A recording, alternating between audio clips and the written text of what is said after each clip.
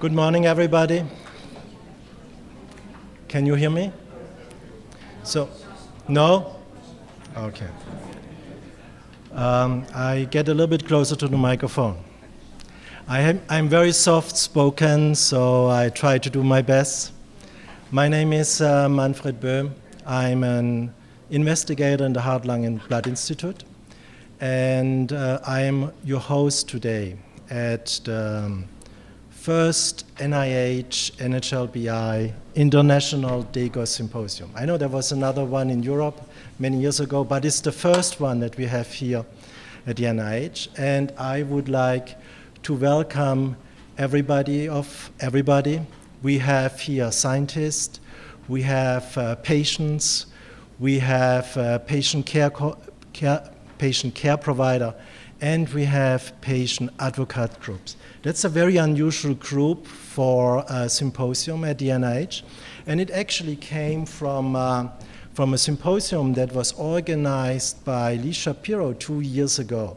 And I was very glad and was very fortunate to be invited by Lee, and it was so important to me to not only hear science, but to also hear the stories of the patients that are linked to that I went to my leadership, Dr. Rick Childs, and said we need to do something very similar like that here at the NIH. So we worked together with a couple of people to make that happen. And I would like to thank first NIH leadership, Rear Admiral Dr. Childs, and Clinical Director of NHLBI, and Bob Balaban, Dr. Bob Balaban, Scientific Director of NHLBI, who provided all the fundings for the symposium here. I also would like to thank the organizer, Patrick Whelan, Teresa Sladen, Judith Calder, Cynthia Macro, Christoph Sobulis, and Lee Shapiro, who helped to bring up a really world-class program on rare disease and specifically on Degos. And I have to say that we got a phone call and an email yesterday from Lee that he had a family emergency and he had to go back yesterday already after he arrived here to take care of a family matter that happened yesterday in his family. So he apologizes and he sends all the best wishes to all of you. I think everybody here in this room knows him. And he was giving a talk, and I think that Dr. Toledo Gracia is jumping in for him at the end of it, right? Yeah, okay, good. I also would like to thank Bobby for helping with the website, Elisa for administrative stuff, Bobby from the Stephen Scleroderma Foundation, who supported a lot. The meeting was on every phone call. Elisa and Sarah for administrative support and website, and of course the people here who get the room running. And I thought I would talk over there, so I forgot something here. But is Julie here and Viviana? A very special thanks goes to that.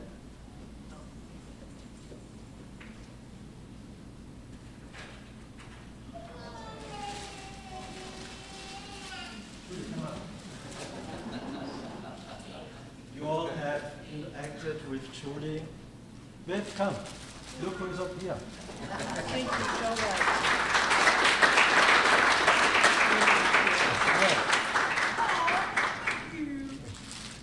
So they are the heart and soul of this meeting. Without them, this would not have happened.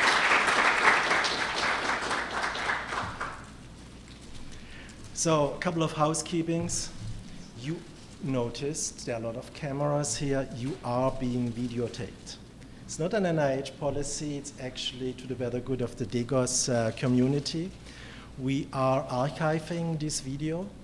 And if you do not feel comfortable that your talk is video, please let us, the organizer, know, and the video team will not go on with taping your presentation. The other thing is you will find in your binder some information on the NIH, what the NIH is, the clinical center. There are some non-guided tour that you can take to look at our place that's called the crown jewel of clinical research. Okay. Also, we have lunches by your own. We have 2 cafeterias here. One is, if you go out to the right, it's on the B1. It's a very large cafeteria, usually serves the whole NIH Clinical Center. There's also, when you go up 1 floor right on your left side, there is a coffee shop. So in a coffee break, you can get some coffee, and down there you can get lunch. We also have a working lunch for the presenters, which is in a different location. And we will discussing some protocols and some registry and other important things that we think brings the Degos community and patients with Degos disease further. So without any further delay, I think I said everything in regards to housekeeping. Oh, bathrooms. Bathrooms, very important. If you go out on the right, do another right, you see the signs for bathrooms. If you get lost here, call us. We send the NIH rescue team who is specialized to bring back lost people in that building. It's a maze, right? And so don't go too far without telling anybody. You might get lost and found a couple of days later. So without further ado, I would like to introduce our clinical director, Rear Admiral Dr. Charles, to give us some welcome words.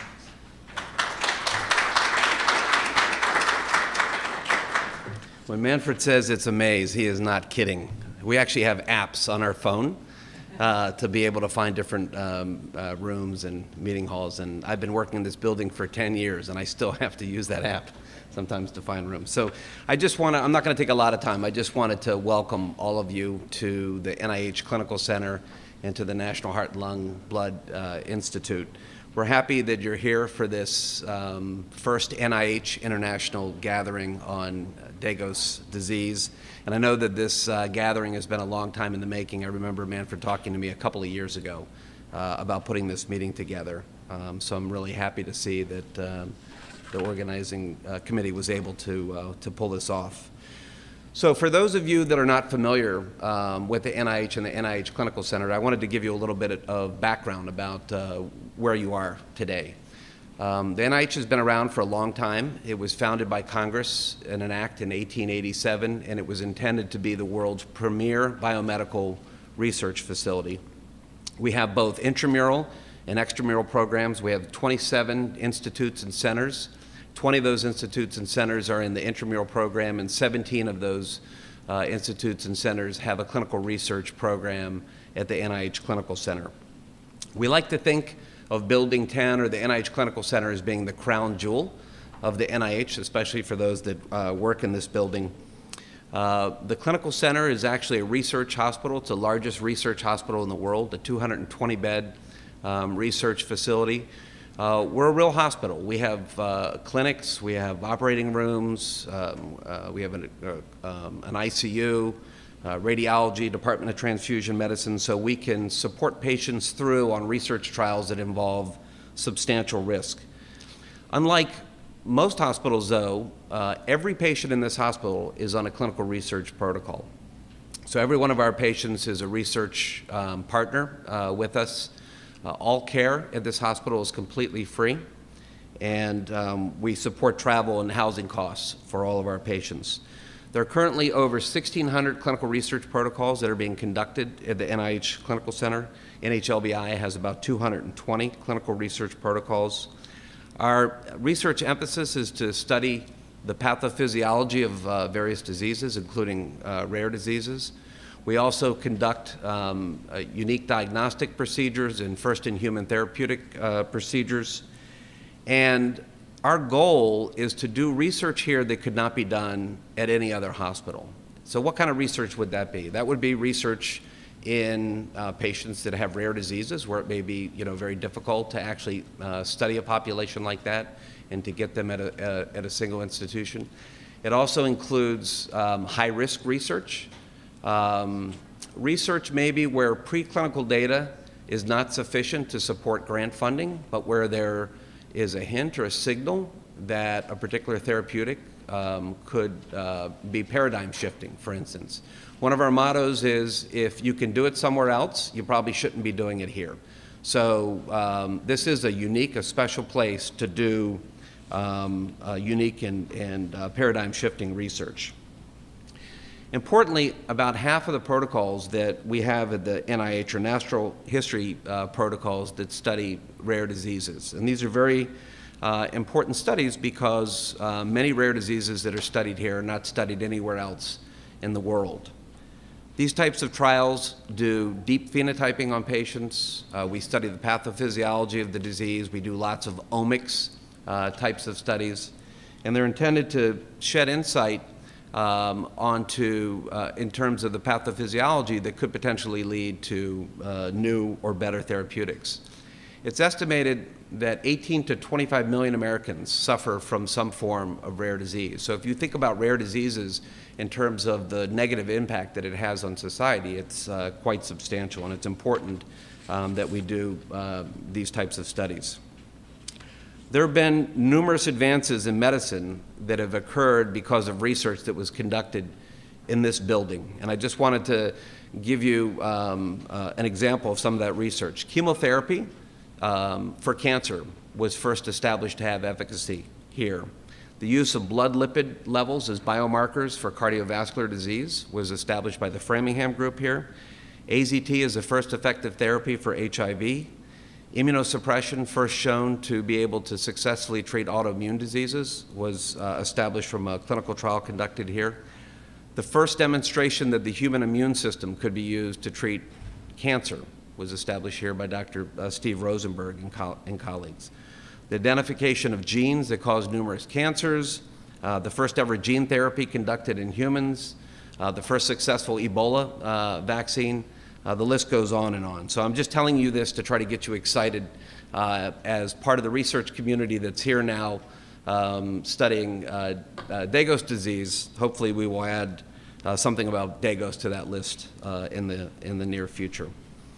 So I'm particularly excited about Manfred helping to put this conference together, because for those of you that don't know Manfred, he's really an outstanding physician scientist in many regards, not just the scientific part, which is really quite remarkable, but in terms of his collegiality and his gift for being able to bring researchers together in a room to have the sole purpose of advancing research. And it's amazing with Manfred when he brings people together in the room, the egos sort of get left outside the door. That's been my experience. And it doesn't become about who is the person driving it, it becomes about what the mission is. And it's remarkable how many groups I've seen Manfred bring together where there's nobody saying who's in charge, who's the first author, who's the last author. It becomes much more about the science and about the patients. So I'm really very happy to have him being at the helm today with this program.